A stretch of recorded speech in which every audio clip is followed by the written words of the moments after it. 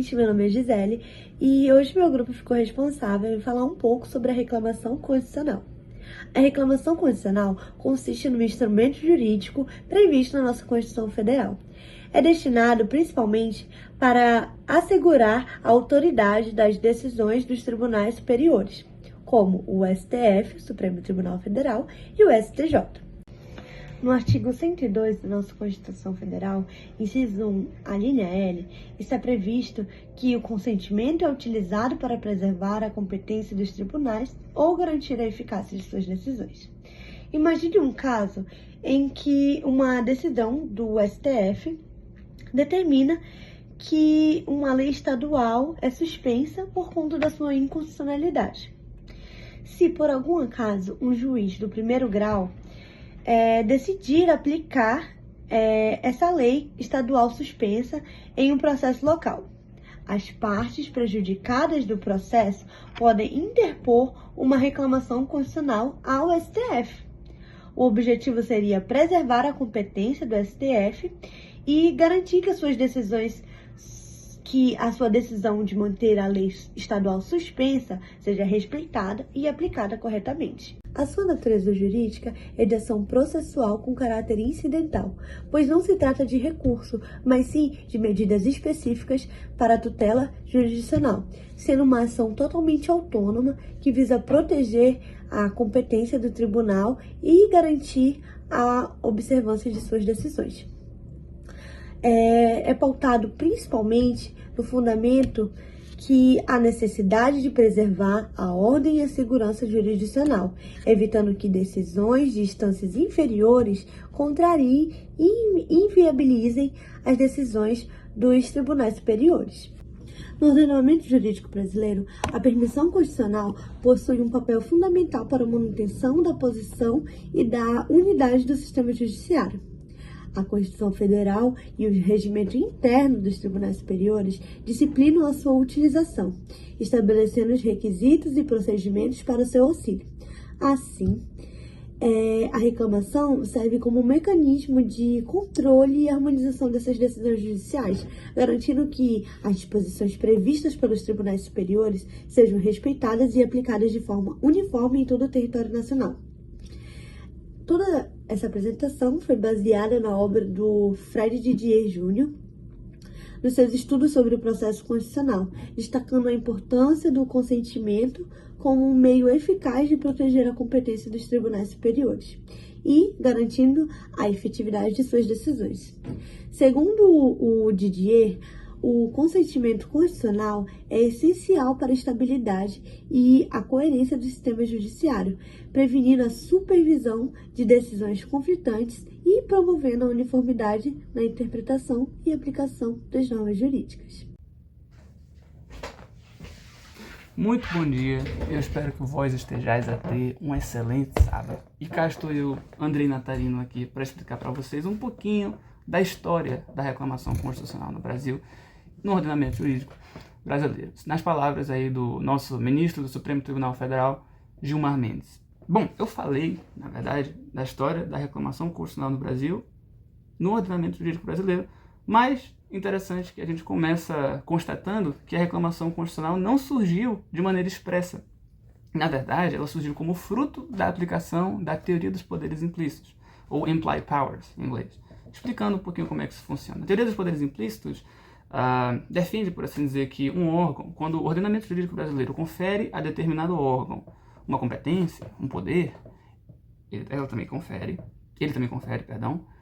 implicitamente, ou seja, de modo não expresso, de modo não escrito, não positivado, todos os meios, a competência aos meios, para que esse órgão atinja essa finalidade, essa competência final, por assim dizer. Então não precisa estar expresso. E essa foi a postura do Supremo Tribunal Federal perante a reclamação constitucional durante todo esse tempo. Até 1957, quando ela passou a ter previsão expressa no regimento interno do Supremo Tribunal Federal. 10 anos depois, com o advento da Constituição de 1967, a Constituição previu que competia ao Supremo Tribunal Federal a disciplina processual dos feitos sob sua competência. E daí que isso faz agora com que a reclamação constitucional esteja alicerçada numa lei federal, que seria o regimento interno do Supremo Tribunal Federal. Portanto, ela está melhor alicerçada, tem maior respaldo no ordenamento jurídico brasileiro. Mais à frente, com a nossa Constituição de 1988, a reclamação constitucional agora está prevista na própria Constituição e não apenas em uma lei federal. Ou seja, agora ela tem status constitucional. Ela está prevista não só para o Supremo Tribunal Federal, mas também para o Superior Tribunal de Justiça, respectivamente, artigo 102, inciso 1º, a linha L, para o Supremo Tribunal Federal, e artigo 105, inciso 1º, a linha F, para o Superior Tribunal de Justiça. Muito bem. Bom, a reclamação constitucional foi sofrendo uma diferença de contornos, por assim dizer, porque surgiram, né, outros procedimentos mais objetivos até, que foram explicados pelos nossos amigos de controle de constitucionalidade. Nós temos a ADI, nós temos a ADO, a DPF, e surgindo essas coisas, a reclamação constitucional foi tomando aí alguns rumos diferentes, né? Importante frisar também que, com a emenda constitucional número 45 de 2004, famosíssima reforma do Judiciário, surgiram as súmulas vinculantes do STF, certo? E ocorre que a Constituição previu que, a fim de garantir a força dessa súmula vinculante, pode ser usada a reclamação constitucional. Muito bem. Esse foi o breve histórico da história da reclamação constitucional. Espero que vocês tenham entendido. E eu passo a palavra agora para a minha próxima colega. Olá, tudo bem? Eu me chamo Lidiane Barbosa e eu vou falar sobre as hipóteses de cabimento de uma reclamação constitucional. A reclamação constitucional, que é um instrumento jurídico destinado a proteger a competência e a autoridade das decisões de tribunais superiores, como o Supremo Tribunal Federal e o Supremo Tribunal de Justiça.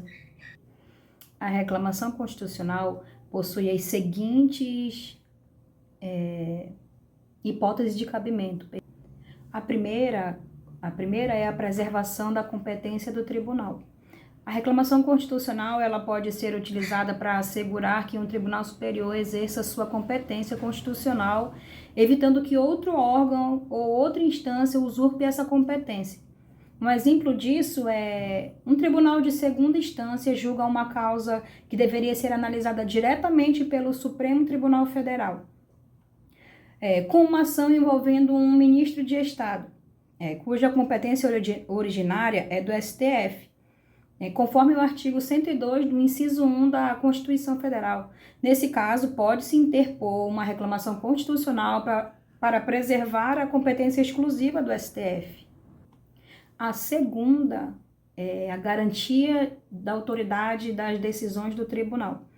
A reclamação ela é cabível quando uma decisão do Tribunal Superior, como o STF ou o STJ, não está sendo cumprida ou ela está sendo desrespeitada, seja por outro tribunal, seja por um juiz de instância inferior, ou seja também por um órgão administrativo. Um exemplo claro sobre isso é quando o STF, em um recurso extraordinário com repercussão geral, ele quer que determinado imposto pare de ser cobrado. Ele determina que determinado imposto não pode ser cobrado em situações específicas. Apesar disso, o Tribunal Estadual continua proferindo decisões que permitam a cobrança desse imposto. Nesse caso, a reclamação ela pode ser utilizada para garantir a autoridade e aplicação uniforme da decisão do STF. A terceira hipótese de cabimento é a garantia do cumprimento das súmulas vinculantes. A reclamação é cabível para assegurar que uma súmula vinculante editada pelo STF seja respeitada. A súmula vinculante ela tem um efeito obrigatório para o Poder Judiciário e administração pública, direta e indireta. E isso é em todas as esferas, tá bom? Um exemplo disso é a súmula vinculante número 13, que proíbe o nepotismo na administração pública. Ela determina que é inconstitucional a nomeação de parentes para cargos de confiança. No entanto, se um prefeito nomeia um parente próximo para um cargo de comissão, nesse caso, pode-se interpor uma reclamação constitucional ao STF para garantir a aplicação da súmula e assim impedir o nepotismo. A quarta hipótese de cabimento fala sobre a observância das decisões em controle concentrado de constitucionalidade. Vamos lá.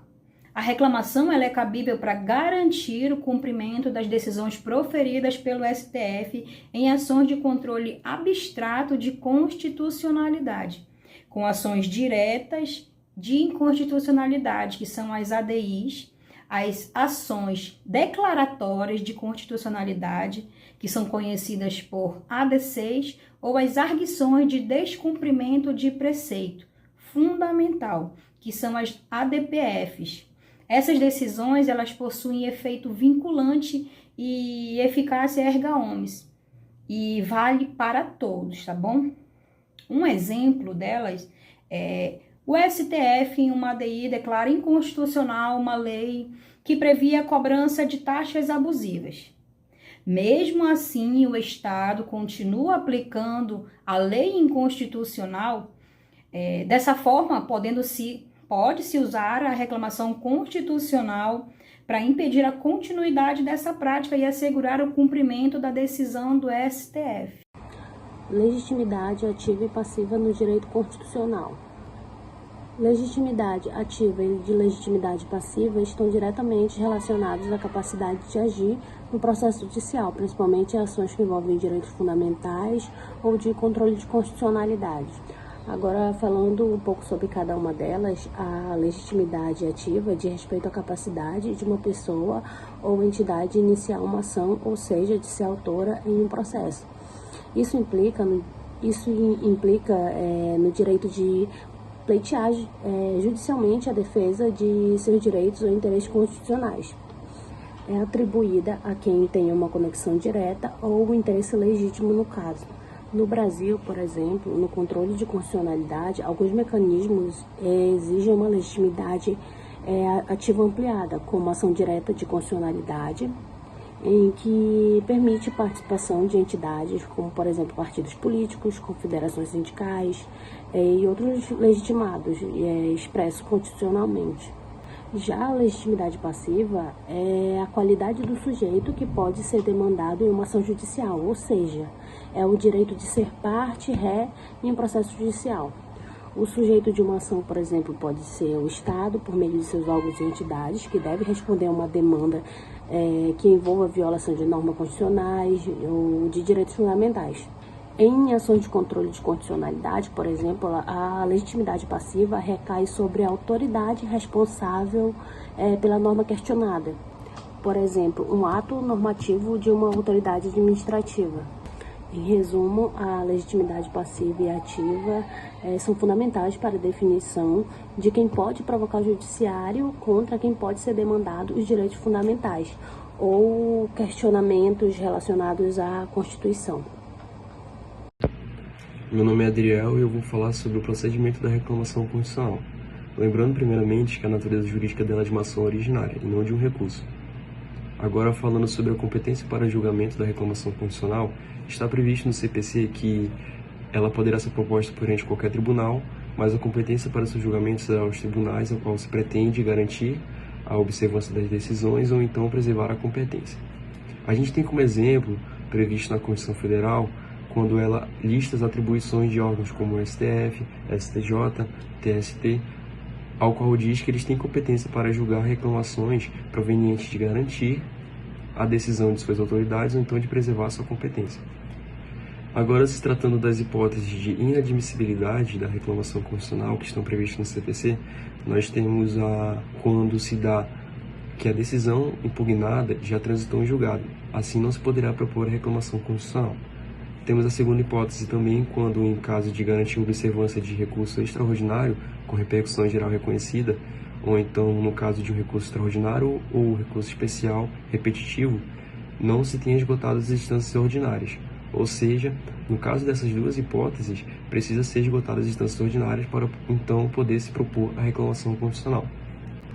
Falando agora das devidas providências que serão feitas pelo relator do processo previsto no CPC, temos que ele poderá requisitar informações da autoridade que foi impugnada pela decisão no ato impugnado no prazo de 10 dias. Temos também que ele poderá propor sim uma medida cautelar se prever a necessidade, ou seja, suspender o processo para evitar danos irreparáveis. Temos também que ele vai citar o beneficiário da decisão impugnada, que poderá apresentar uma contestação no prazo de 15 dias. Por fim, eu vou falar sobre as disposições legais previstas no CPC para reclamação constitucional, além das que eu já falei. O CPC dispõe que a reclamação constitucional em sua petição deve estar também uma prova documental. Essa petição será dirigida ao presidente do tribunal e posteriormente será distribuída ao relator do processo. O CPC também dispõe que eventual recurso, sua inadmissibilidade ou até mesmo seu julgamento não prejudicará a propositura de uma reclamação constitucional. Ou seja, mesmo que a parte tenha entrado com recurso na decisão impugnada, isso não obsta a que ela venha propor uma reclamação constitucional posteriormente, se ela quiser. Também dispõe que qualquer parte interessada no processo poderá impugnar a reclamação constitucional que foi proposta. Ele também dispõe que o MP, o Ministério Público, quando não for a parte que propôs a reclamação constitucional, ele terá vista do processo por 5 dias, depois de decorrido os devidos prazos, ou seja, depois de decorrido o prazo de 15 dias para a contestação do beneficiário da impugnação e também depois de decorrido o prazo dos 10 dias para a requisição de informações. Olá, meu nome é Nicolas, eu sou do 4º período vespertino. Eu vou falar um pouco sobre os efeitos da reclamação constitucional, das decisões da reclamação constitucional. Pois bem, a reclamação constitucional tem como objetivo garantir a autoridade das decisões do Supremo Tribunal Federal e preservar a sua competência. Ela também é um instrumento fundamental para garantir que não haja interpretações divergentes e manter o ordenamento jurídico. Em geral, a reclamação gera efeitos interparte, ou seja, limita as partes envolvidas. Contudo, em algumas situações envolvendo decisões que envolvem envolvem súmulas vinculantes e repercussão geral, os efeitos da reclamação podem ser ampliados, alcançando toda a sociedade.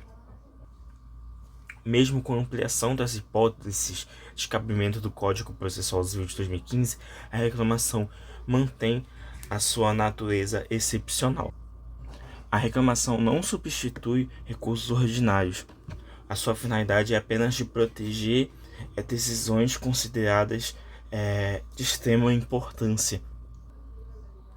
As decisões em reclamação constitucional, elas garantem uma maior uniformidade e previsibilidade na aplicação do direito, garantindo assim uma maior segurança jurídica e consolidando a estabilidade do sistema jurídico brasileiro. E aqui eu encerro a minha parte desta apresentação sobre os efeitos da decisão na reclamação constitucional. Muito bom dia, me chamo José Rodrigo. Vou dar continuidade aqui na apresentação falando das controvérsias e críticas à reclamação constitucional. Como nós vimos na apresentação anterior, existe a previsão legal do Instituto da Reclamação Constitucional, previsto positivado no artigo 102, inciso 1º, alínea L da Constituição Federal, assim como no artigo 103A, parágrafo 3º da Constituição, bem como no Código de Processo Civil, no artigo 988.